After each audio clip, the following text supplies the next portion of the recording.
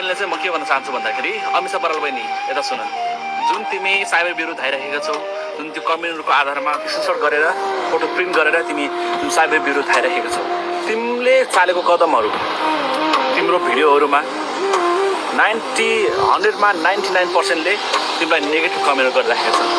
तिम्रो बाटो खराब छ बहिनी, तिम्रो भविष्य खराब छ भनेर चाहिँ एकदम सबैजनाले कमेन्ट नराम्रो नेगेटिभ कमेन्टहरू गरिराखेको छन्। त्यसपछि अन्य कमेन्टहरू त भइहालेको छ, जुन तिमीले भनिराखेको छ मलाई बलात्कारहरूको अनि त्यस्तो त्यस्तो कुराहरू चाहिँ मलाई त्यस्तो सम्बन्धी मलाई गालीहरू गरिराखेका छन्, कमेन्ट गरिराखेका छन् भन्ने कुरा तिमी आफूले भनिराखेका छौ।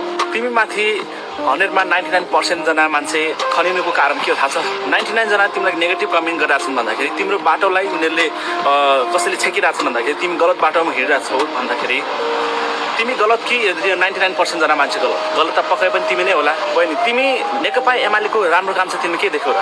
नेकपा एमालेको राम्रो काम केही पनि छैन, जसको कारणले गर्दाखेरि उनीहरूको घरमा चुलो बलिरहेको छ, जसको कारणले गर्दाखेरि उनीहरू नेपालमा दादागिरी गर्न पाएको छ, उनीहरूलाई मात्र लाग्ने हो केपी शर्मा ओली एकदम राम्रो। तिमी माथि सबैजना खनिनु कारण भनेको तिमी एमालेमा लाग्नु हो। एमाले गलत छ भनेर नै 99% जना मान्छेलाई थाहा छ। नेपालका 99%मा 1% जनतालाई मात्र थाहा छैन, त्यो हो कि एमालेका झोलीहरू।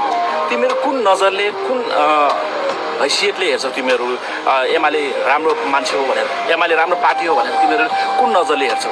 जय नेपाल जय देश। अमिषा बराल बहिनीले चाहिँ म के